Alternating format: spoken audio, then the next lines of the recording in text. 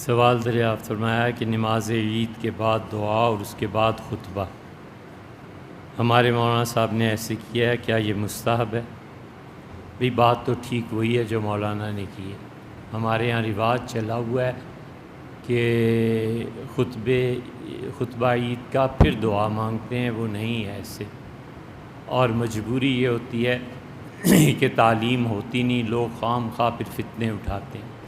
صرف مستحب کا معاملہ ہے، بہتر صورت کیا ہے یہ معاملہ ہے، تو ہم بھی مجبور ہوتے ہیں کیونکہ گاؤں ہے۔ گاؤں کا مطلب یہ کہ وہ ایسا گاؤں نہیں ہے کہ جس میں عید کی نماز نہ ہو سکے، مگر لوگ ان پڑھ ہیں، تو اگر اس ذرا سی بات کو ہٹا دیں گے تو فتنہ اور فساد پھیلے گا۔ اس لیے کبھی ہمیں بھی خطبے کے بعد دعا مانگنی پڑتی ہے، لیکن اصل بات وہی ہے جو مولانا نے کی ہے کہ دعا نماز کے بعد ہونی چاہیے۔ ابراہیم نخعی رحمۃ اللہ علیہ ایسے کرتے تھے، اور یہ حنفیہ کی کتابوں میں بھی مل جائے گا۔ مولانا مرزا خان صاحب نے اپنے فتاویٰ میں بھی اس پہ بحث کی ہے، وہ بہت اچھی بحث ہے، دیکھنی چاہیے۔ مولانا عبداللہ صاحب مرحوم بھی اپنی زندگی میں ایسے ہی کرتے ہیں۔ آفتاب صاحب کہہ رہے ہیں وہاں عبداللہ صاحب مرحوم لال مسجد میں ایسے ہی کرتے تھے، وہی صحیح ہے۔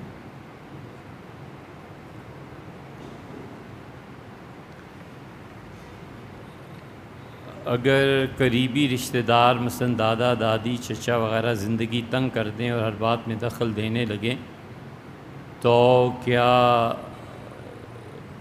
ان سے تعلق کو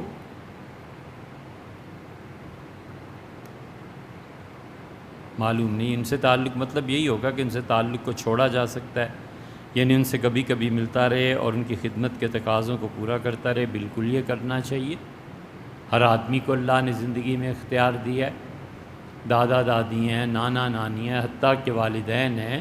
اگر آپ سمجھتے ہیں کہ آپ کی زندگی ان کے ساتھ مناسب نہیں ہے، انہیں بہو سے شکایتیں ہیں یا لڑائیاں ہیں یا آپ کی صلاحیتیں اور وقت ضائع ہو رہا ہے، اپنا الگ گھر لیجئے اگر آپ میں استطاعت ہے۔ دادا دادی نانا چچا وغیرہ تو بہت بعد میں پھر رشتے آتے ہیں نا، جاتے رہیے ان کے یہاں، ادب کرتے رہیے، احترام اور ادب ضروری ہے۔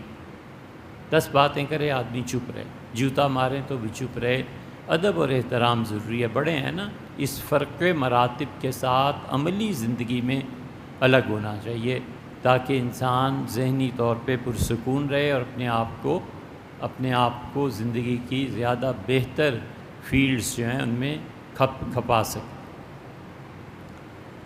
کم سے کم آخری حد جو تعلق کی ہوتی ہے نا، وہ شادی اور غمی میں شرکت کرنا ہوتی ہے۔ کہیں بھی تعلق کم سے کم اس لیول پہ ہونا چاہیے۔ اگر کوئی شخص اتنا بھی رکھے گا تو ہم اسے رشتہ داری توڑنے والا نہیں کہہ سکتے۔ شادی غمی میں چلے جانا، پوچھ لینا کہ میری کسی خدمت کی ضرورت ہو، میں حاضر ہوں، آپ مجھے حکم کریں، ایسے جملے جس سے اپنائیت کا، محبت کا اظہار ہوتا ہو، یہ ٹھیک ہے۔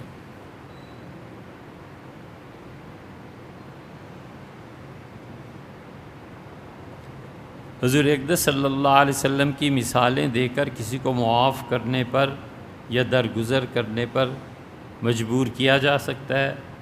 اگر کوئی شخص معاف نہ کرے تو کیا وہ اللہ کے ہاں مجرم ہے؟ کوئی ایسی بات نہیں، جس سے ظلم کیا ہے اس کو سزا ملنی چاہیے۔ وہ رسول اللہ صلی اللہ علیہ وسلم کے بجائے اللہ کا واسطہ بھی دے تو بھی اس کے انصاف کا حق کوئی نہیں چھین سکتا۔ یہ نہیں ہو سکتا کہ اس سے پہلے ظلم بھی کر لیا، وہاں بھی کلیجہ ٹھنڈا ہو گیا، پھر اس کے بعد اب باری آئی اس سے بدلہ لینے کی، تو وہ کہتا ہے اللہ کا واسطہ حضور صلی اللہ علیہ وسلم، اس وقت سوچا ہوتا ہے نا۔ یہ بڑی خراب حرکتیں ہیں۔ لوگ چاہتے ہیں ایک طرف پورا فائدہ بھی اٹھائیں، اور جب سزا نافذ ہونی ہے تو اب اپنے آپ کو اس سے ایسے نہیں ہوا کرتا۔ یہ مکافات عمل ہوتا ہے، جو سزائیں دنیا میں نہیں ملتی نا، قدرت پھر خود سزا دیتی ہے، اور اللہ کی سزا بڑی سخت۔ حذر ہے چیرہ دستاں، سخت ہیں فطرت کی تعزیر۔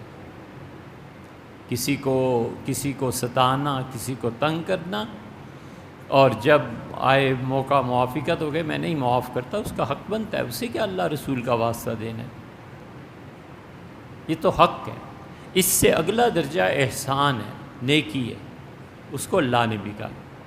اللہ نے فرمایا بھلا ولا من اصلح، اور جس آدمی نے من عفا و اصلح، جس نے معاف کر دیا اور صلح کر لی، فقد وقع اجرہ علی اللہ، لوگوں اس کے ان دو اعمالوں کا اجر بس اللہ کے ذمہ رہا۔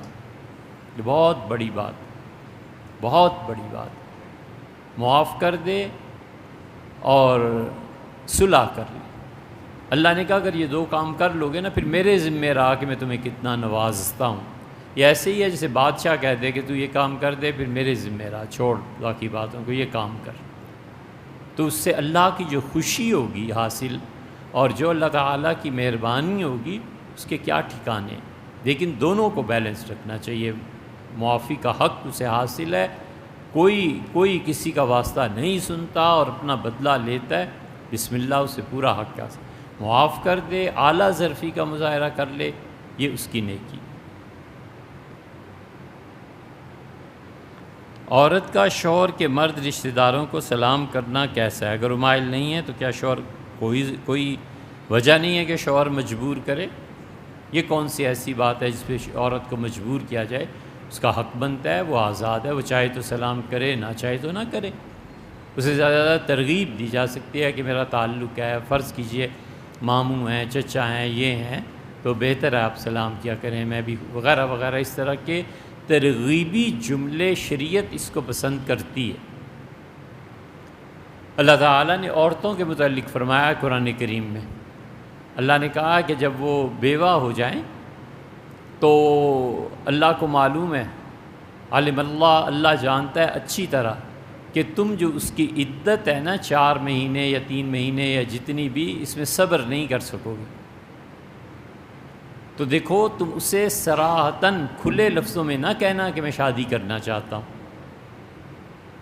ہاں اشارے کنائے میں تمہیں اجازت ہے۔ اب 4 مہینے کون گزارے؟ پرانی محبوبہ تھیں، اب نصیب ایسا ہوا کہ شوہر مر گیا اس کا، تب 4 مہینے کون گزارے اس کو اظہار کے بغیر؟ تو اللہ نے کہا وہ عدت میں ہے، اس کو دکھ ہے، رنج ہے، ایسے نہ کرو۔ البتہ تم اشارے کنائے سے بات کر سکتے ہو، مثلاً اشارہ کنایہ یہ کہ کیسے اب زندگی گزرے گی، اب تنہا ہیں، اب کیا ہوگا، مجھے بہت احساس رہتا ہے، وغیرہ وغیرہ۔ وہ پھر سارے جملے اس وقت سیکھ جاتا ہے آدمی۔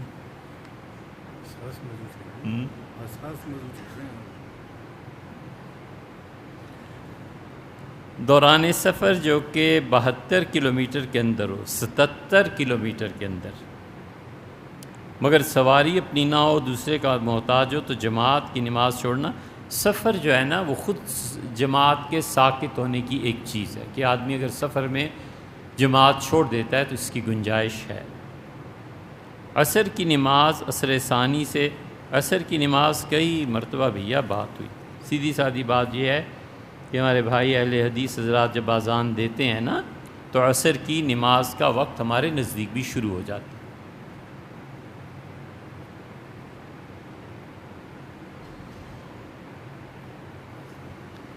بچوں کا سیدھا سادہ سا مسئلہ یہ ہے کہ بچے نماز کے دوران کوئی ایسی حرکت نہ کریں جس کی وجہ سے لوگوں کی نماز ڈسٹرب ہوتی ہو، بس۔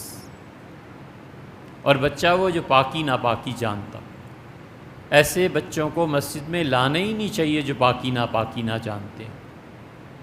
اور دوسرے بچوں کو صفوں کے درمیان کھڑے کرنے میں حرج نہیں ہے۔ اصل بنیاد یہ ہے کہ بچے اگر کھیلنے لگیں، بچے ایک دوسرے سے باتیں کرنے لگیں، اتنے ناسمجھ ہوں کہ ہنسی مذاق کہہ کے، تو ایسے بچوں کو ایک سائڈ پہ کر دینا چاہیے، وگرنہ اصلاً یہ شریعت کا حکم نہیں ہے کہ بچوں کو صف میں ایک طرف کر دیا جائے۔ جہاں بچے اس عمر کے ہوں کہ اگرچہ وہ بالغ نہ ہوں لیکن دونوں شرطیں پوری کرتے ہیں، پاکیزگی اور یہ چیزیں جانتے ہیں، اور دوسرے بچے جانتے ہیں کہ خدا کی عبادت ہے، اس میں کوئی شرارت نہیں کرنی، بس ادب سے کھڑا، یہ 2 شرطیں پوری کرتے ہوں تو بچوں کو درمیان میں بھی جگہ دی جا سکتی۔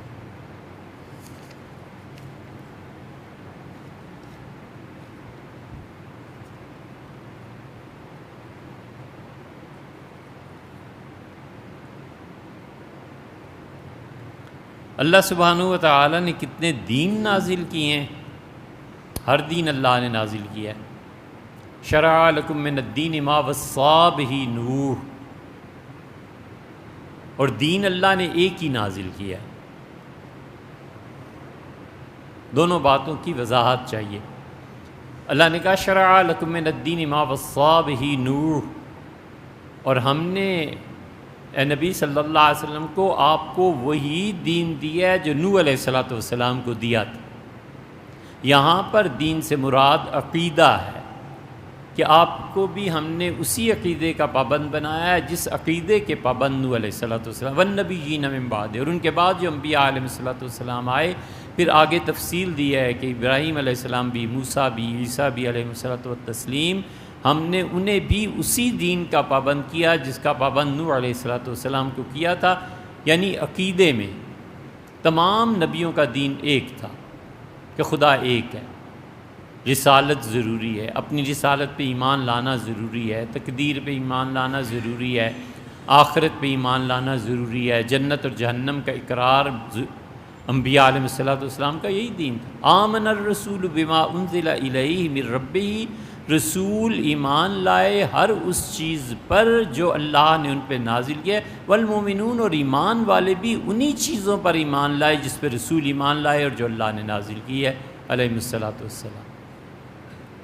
تو دین ایک ہی ہے، اور دین بمعنی فقہ، دین بمعنی جزیات اور مسائل، یہ الگ الگ ہے۔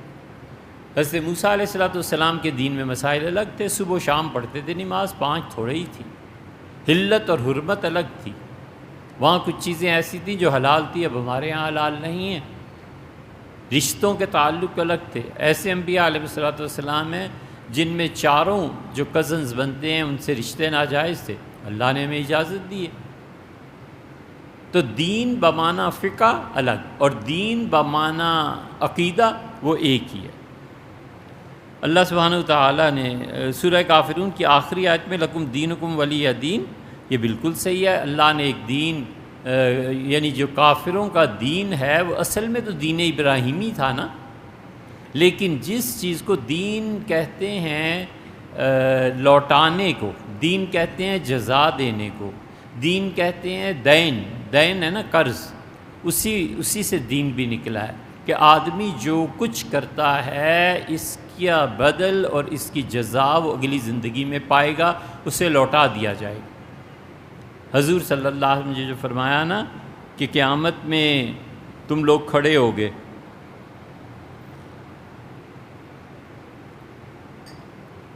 اللہ تعالیٰ کے انتظار میں،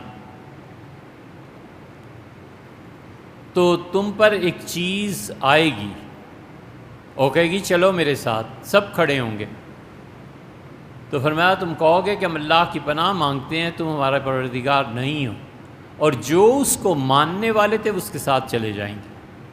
یہ اسی معنی میں ہے کہ جو جس کی عبادت کرتا رہا ہے اس کا دین وہی ہے، اور حقیقی دین ان الدین عند اللہ الاسلام، اللہ نے کہا اسلام ہی ہمارے نزدیک اصل دین ہے، اور جو بھی آدمی وَمَن یبتغی غیر الاسلام دینا، اور دین اسلام کے علاوہ اگر کوئی چاہتا ہے لے کے آئے گا فلن یقبل منہ، ہم اسے قبول نہیں کریں گے، اسے صاف بتا دیا۔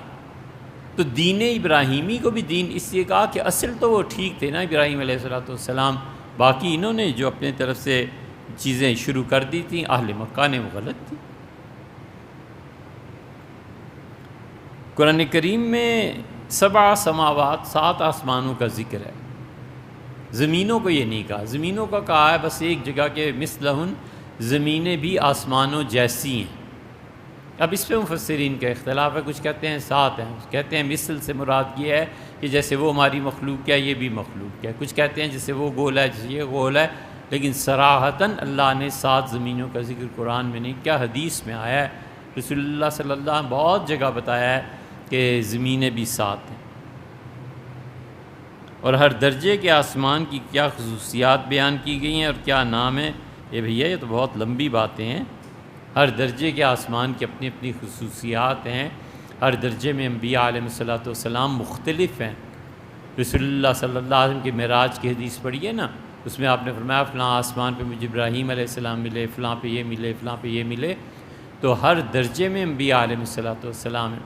پھر ہر درجے میں جو اللہ کے فرشتے ہیں وہ بھی مختلف ہیں، پھر ہر درجے میں زندگی سے کیا چیز تعلق رکھتی ہے اور موت سے وہ بھی مختلف ہیں، پھر ہر درجے میں اللہ نے جو خوبصورتی بنائی ہے وہ بھی مختلف ہیں۔ یہ ساری چیزیں تفصیلات کے ساتھ حدیث کی کتابوں میں بھی آئی ہیں، لیکن یہ بہت لمبا موضوع ہے۔ نام کیا ہیں؟ یہ بھی ہیں۔ حضور اقدس صلی اللہ علیہ وسلم نے اس آسمان کے متعلق فرمایا جو تم دیکھتے ہو، اسی طرح مختلف آسمانوں کا ذکر کیا، اسی طرح بیت المعمور کا ذکر کیا، والذاریات ذرواً فالحاملات وقراً، یہ اس سورہ زاریات میں بھی آتا ہے، اور سورہ قمر میں بھی، والبیت المعمور غالباً سورہ قمر میں ہی ہے، اس بیت المعمور کی تفسیر بھی دیکھنی چاہیے، وہ بھی ہے۔ پھر ان سے اوپر جو ایسا گھر اللہ کا جو بیت اللہ ہے، اور رسول اللہ صلی اللہ علیہ وسلم نے بتایا ہے کہ وہ ٹھیک اس بیت اللہ کے اوپر ہے، اتنا اوپر ہے کہ اگر پتھر وہاں سے گرایا جائے تو یہاں تک آئے، اور اللہ کے فرشتے اس کا طواف کرتے ہیں۔ اسی لیے ایک جگہ آیا ہے کہ میں نے دیکھا ہے حضرت ابراہیم علیہ السلام کو وہ ٹیک لگا کے اس بیت اللہ سے بیٹھے ہوئے تھے، تو جبریل نے کہا، میں نے پوچھا کون ہے، تو اس نے کہا انہیں سلام کریں، یا آپ کے جد امجد سیدنا ابراہیم علیہ السلام ہے۔ تو آپ نے فرمایا جب وہ اٹھے ہیں اس گھر کے طواف کے لیے، فرشتوں پر لرزہ طاری ہو گیا، کانپنے لگے فرشتے، ان کی عزت اور تعظیم میں فرشتے کھڑے ہوئے۔ اچھا، آپ نے آگے یہی سوال بھی، سدرۃ المنتہا اور بیت المعمور۔ سدرۃ المنتہا بیری جیسا درخت ہے ایک، انسانوں کے اعمال یہاں سے اٹھتے ہیں اور وہاں تک پہنچ جاتے ہیں۔ اللہ تعالیٰ نے فرمایا ہے کہ الیہ یصعد الکلم الطیب، پاکیزہ جملے خود بخود اس کی طرف اٹھتے ہیں۔ کوئی آدمی پڑھتا ہے سبحان اللہ، کوئی آدمی کہتا ہے تھینکس گاڈ، یہ سب پاکیزہ جملے ہیں نا، وہ کافر کہے یا مومن کہے۔ اللہ نے فرمایا کہ الیہ یصعد الکلم الطیب، پاک جملے خدا کی طرف خود اٹھتے ہیں، ان میں طاقت ہے، خدا جہاں بھی ہے اس کی طرف پہنچتے ہیں۔ والعمل الصالح یرفعہ، اور جب آدمی عمل کرتا ہے تو نیکی کے عمل کو خدا خود اٹھاتا ہے، اس لیے کہ زبان سے جب اس سے جملہ کہہ دیا، کسی بھی نیت سے کہا، یہاں اس کا نہیں کہا، یہاں بتا دیا کہ بس ہماری تعریف کی نا، ہمیں اچھا لگتا ہے۔ اور عمل جو کرتا ہے اگر وہ ہمارے لیے نہیں کرے گا تو کتنی بھی اچھی نیکی کیوں نہ ہو، ہم نہیں اٹھاتے اس میں شرک پایا جاتا ہے، اس میں غیر کی رضامندی پائی جاتی ہے، ہم نہیں لیتے اس سے۔ تو سدرۃ المنتہا وہ ہے جہاں پہنچ کے انسانوں کے اعمال رک جاتے ہیں، اور وہیں جبریل علیہ السلام کا گھر بھی ہے، وہیں رہتے ہیں۔ عند سدرۃ المنتہا عندہا جنت المأویٰ، وہاں پہ جنت جو ٹھکانہ ہے۔ حضور اقدس صلی اللہ علیہ وسلم فرمایا میں نے وہاں پر دیکھا ایسی لائٹ، ایسی روشنی تھی کہ اللہ کے فرشتے اس پہ پتنگوں کی طرح گر رہے تھے، جیسے پتنگے گرتے ہیں نا شمع پہ، اس طرح فرمایا وہاں منظر تھا۔ میں نے دیکھا لوگوں کے اعمال وہاں پہنچ کر پھر رک جاتے ہیں، پھر اس سے آگے رسول اللہ صلی اللہ علیہ وسلم جب لے جایا گیا تو ایسی چیز تھی جہاں پر سپیس ختم ہو جاتی، وہ سپیس سے ماورا کا تصور ہے۔ اسی لیے انسانی روح جب وہ صالح اور پاک ہوتی ہے تو اسے وہاں تک اٹھایا جاتا ہے۔ نیک آدمی کی روح آنن فانن جسم سے نکلتی نہیں، ابھی جسم ٹھنڈا نہیں پڑتا اور وہ روح کہیں کی کہیں پہنچ چکی ہوتی ہے۔ اسی لیے اللہ کے اچھے بندے جو ہوتے ہیں ان کو یہاں تک سدرۃ المنتہا سے بھی آگے خدا کا جو عرش ہے اس کے نیچے لے جاتے ہیں، خدا کے عرش کے جو پائے ہیں وہ پکڑ لیتے ہیں۔ اسی لیے وہاں پر پاکیزہ جملے بھی پہنچتے ہیں۔ تو سدرۃ المنتہا اور یہ ہے جنت المأویٰ، اسی لیے وہاں پر نیک آدمی کی روح جو ہے، اس روح کو آزادی ملتی ہے، اس سے موت بڑی زبردست چیز ہے۔ اللہ تعالیٰ اپنے اپنے وقت میں نصیب کرے۔ یہ زندگی کیا ہے اس کے مقابلے میں؟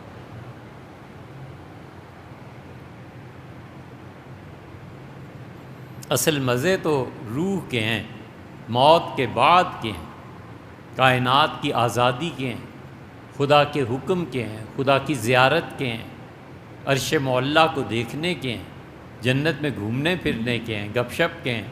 اصل چیز وہ موت ہے جس مرحلے سے گزر جائے اور ہو نیک۔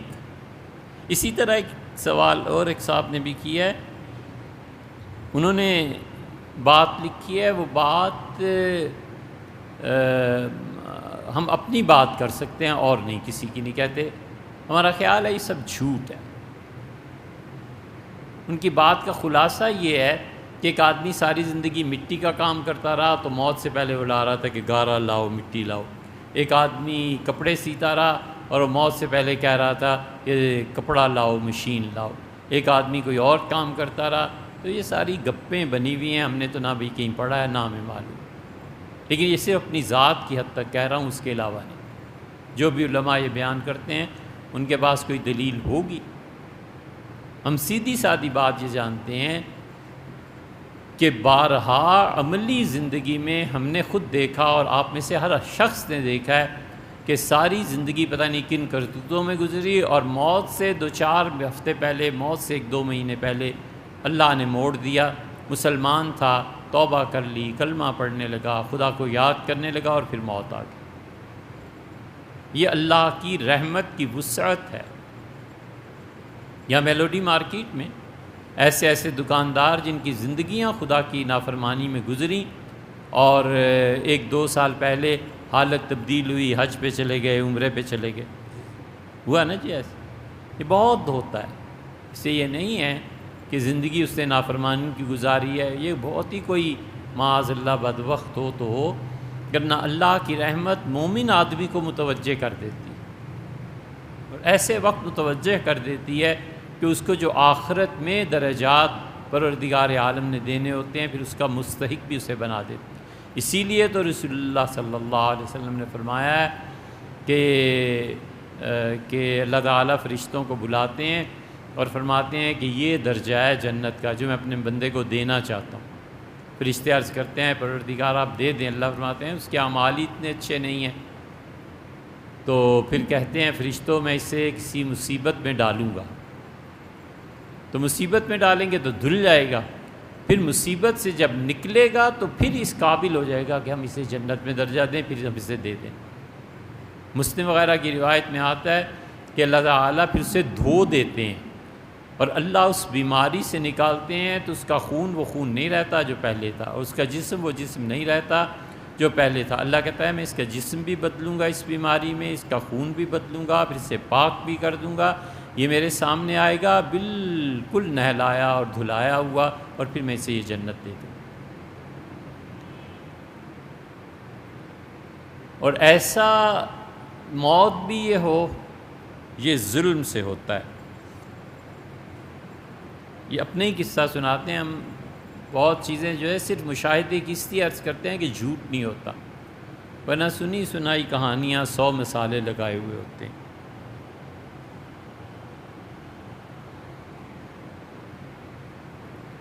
ہم بہت چھوٹے تھے، بالکل بچے تھے، اتنی سمجھ بھی نہیں تھی، تو بچے جب مسجد سے نکلے تو ظاہر ہے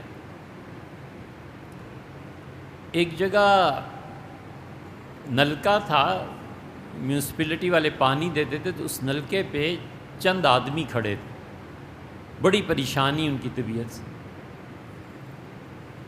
اور کتے کے بھونکنے کی آواز آ رہی تھی بڑی واضح۔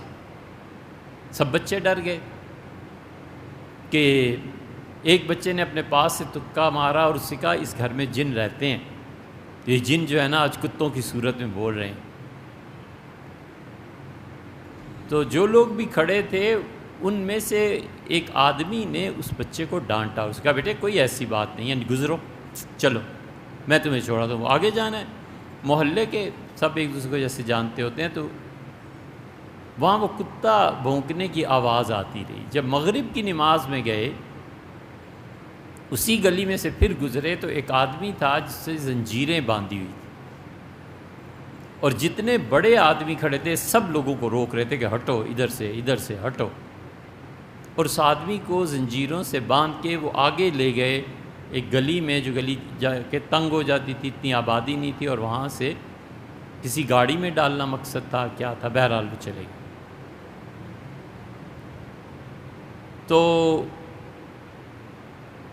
نماز پڑھ کے جب گھر آئے تو ہم بہت چھوٹے تھے، ہم نے والدہ سے پوچھا کہ فلاں گھر ہے نا، کہنے لگی ہاں، ان کا اس کے ساتھ اس کے وہاں ایک آدمی تھا اور وہاں گھر سے کتوں کے بھونکنے کی آوازیں آ رہی. ان کا چھوڑو بیٹے ان باتوں، کام کرو. ختم ہو گئی بات. لیکن بچے جیسے تجسس ہوتا ہے ذہن میں. کئی برس کے بعد ایک مرتبہ پھر ہم نے والدہ سے پوچھا کہ وہ بچپن میں قصہ تھا، آپ نے بتایا نہیں. تو فرمانے لگیں کہ اب بھی کبھی کبھی کسی موقع پہ وہ دوسروں کو سناتی ہیں، جب وہ کہتی ہیں کہ ظلم نہ کرو، اور اس کا انجام ہم نے دیکھا بڑا برا ہوتا ہے. تو ہمیں فرمانے لگیں کہ اس نے اپنی سالی پہ ظلم کیا تھا، اور ہم عورتیں گئیں محلے کی اور چھڑایا اسے جا کے. اس نے اپنی سالی کے بال نوچ ڈالے اور اٹھا کے زمین پہ پٹکا. تو بار بار یہی کہہ رہی تھی کہ اللہ کرے تیری موت آئے اور تو کتے کی طرح بھونکتا ہو، کتے کی بھونک تیری موت ہو. والدہ نے کہا جو تم نے دیکھا تھا، جو سن رہے تھے، یہ اس عورت کی بد دعا کا اثر ہے، بڑا ظالم. یہ حال ہو جاتا ہے جو لوگ ظلم کرتے ہیں نا، یہ موت بھی پھر اسی طرح واقعی. ہم نے اپنی آنکھوں سے، چونکہ کانوں سے سنی اور آنکھوں سے دیکھی بات ہے، اس لیے کہتے ہیں کبھی ظلم نہ کرے. مظلوم ہو جائے ظلم نہ کرے. اللہ کی پکڑ بڑی سخت ہوتی ہے، اور اللہ کی رحمت بھی ہے. ایمان انہی چیزوں کے درمیان کا نام ہے نا. قرین کیا ہے؟ فَهُوَ لَهُ قرین. اللہ نے کہا وَمَنْ عَارَضَ عَنْ ذِکْرِی، اور جو شخص ہماری یاد سے منہ پھیرتا ہے،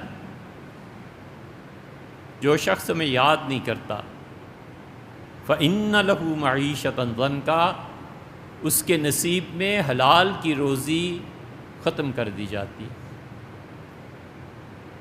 فَإِنَّ لَهُ مَعِيشَةً ضَنْكَا، ہم اس کی حلال کی روزی کو ختم کر دیتے ہیں. وہاں پہ آیا ہے کہ اس کا ایک قرین ہوتا ہے، ایک دوست ہوتا ہے. شیطان دوست بن جاتا ہے، نفس دوست بن جاتا ہے.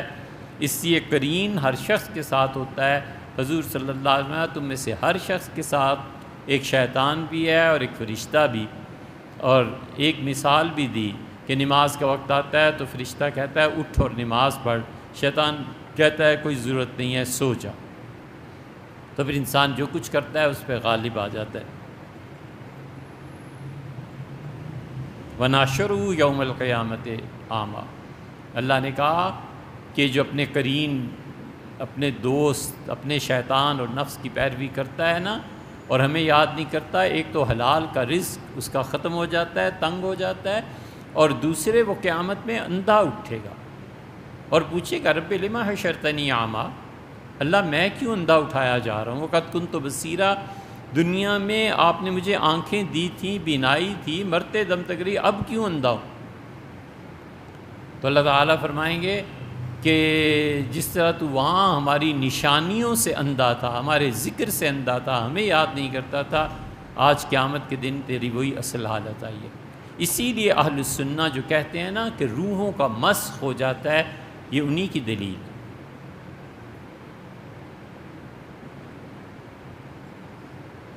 ہر وہ جانور جو انسان کو نقصان پہنچاتا ہے نا جی، اس کو مارنے کی اجازت شریعت نے دی، سیدھا سا اصول. اور چھپکلی کے متعلق تو رسول اللہ صلی اللہ علیہ وسلم نے خاص طور پر یہ بتایا کہ اسے مارا جائے، اور بتایا ہے کہ اس کی فطرت میں شر ہے. اور آپ نے فرمایا کہ جب حضرت ابراہیم علیہ السلام کے لیے آگ جلائی گئی تھی تو یہ چھپکلی اس آگ میں پھونکے مارتی تھی تاکہ یہ بھڑکے. تو اس لیے اس کو مارنے پہ تو یہ بھی فرمایا کہ پہلے نشانے میں مارو اور 120 نیکیاں تمہیں ملیں گی، اور دوسرے میں مارو گے تو 80 ہو جائیں گی. ام المومنین حضرت عائشہ رضی اللہ عنہا نے ایک بانس لیا، پھر اس کے سرے پہ انی، نیزے کی انی چڑھوا لی تھی، تو وہ رکھتی تھی گھر میں، اور جب کوئی چھپکلی نظر آتی تھی تو اسے اس انی سے مار دیتی تھی. ام المومنین رضی اللہ عنہ. تو جتنی چیزیں بھی انسان میں خوف کو مثلاً پیدا کرتی ہیں ایسی چیزوں کو، تو ان چیزوں کے مارنے کی اجازت دی ہے. چھپکلی ہے جس کے مارنے پہ فرمایا. سانپ کے متعلق بھی رسول اللہ صلی اللہ علیہ وسلم اسے مار. اور بھی 2-3 چیزیں ارشاد فرمائیں.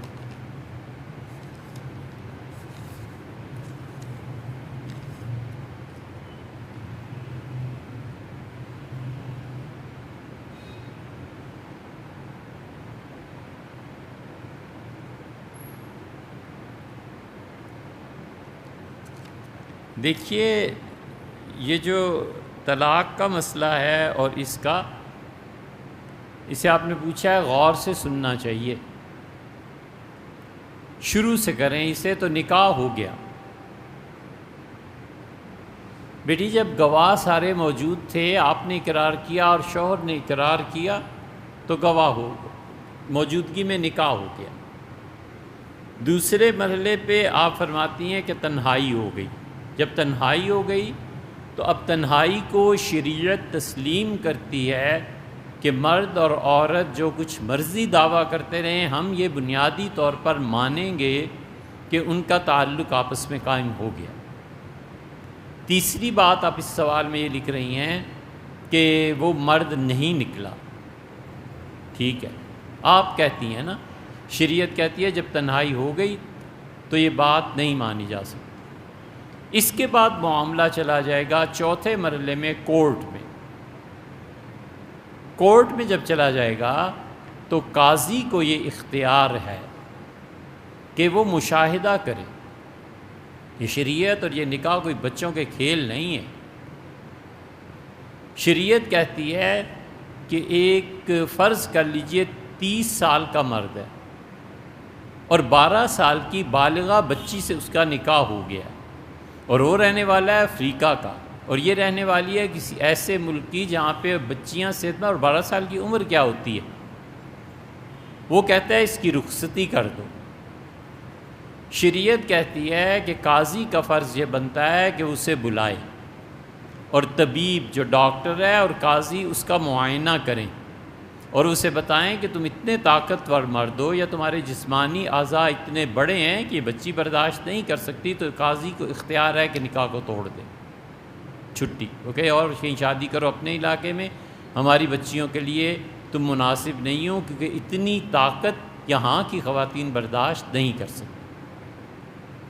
اب آپ کا مرحلہ آ گیا یہ کہ آپ یہ کہتی ہیں اور شوہر کہتا ہے نہیں. جب یہ نزاع اور اختلاف ہوا تو اب آپ کے پاس اختیار تھا کہ آپ عدالت میں چلی جاتی،